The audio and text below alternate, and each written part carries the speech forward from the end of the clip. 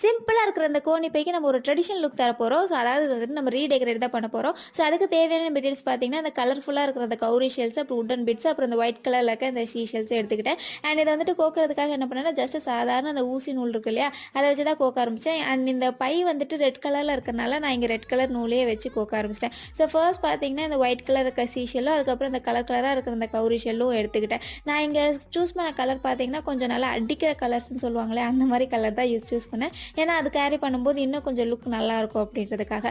கீழே பார்த்தீங்கன்னா கவுரி ஷெல்ஸ் அந்த ஷீ வச்சு டெக்கரேட் பண்ணிட்டேன். அண்ட் சைடில் பார்த்தீங்கன்னா இந்த உட்டன் பீட்ஸ் கலர் கலராக இருக்கு இல்லையா? ஸோ அதே வந்துட்டு ஒரு 4, 5 பீட்ஸ் வந்து போட்டு வந்து டெக்கரேட் பண்ணிக்கிட்டேன். அண்ட் ஒவ்வொரு பீட்ஸும் நம்ம கோக்கும்போது நடுவில் இன்டர்லாக் பண்ணிடணும். அப்போ தான் வந்துட்டு அது நமக்கு அவுந்து வராமல் இருக்கும். ஸோ அவ்வளோதான், லாஸ்ட்டாக ஃபைனல் லுக் இதுதான். இதில் நமக்கு தேவையான மேக்கப் ஐட்டம்ஸ் அந்த மாதிரிலாம் வச்சுக்கலாம். ஸோ இதுதான் இதோட லாஸ்ட் லுக்கு. இந்த வீடியோ உங்களுக்கு பிடிச்சிருக்கா இல்லையான்றது கமெண்ட்டில் சொல்லுங்கள். வீடியோ பிடிச்சிருந்தா லைக், ஷேர் மட்டும் சப்ஸ்கிரைப் பண்ண மறந்துடாதீங்க. டாடா பாய்.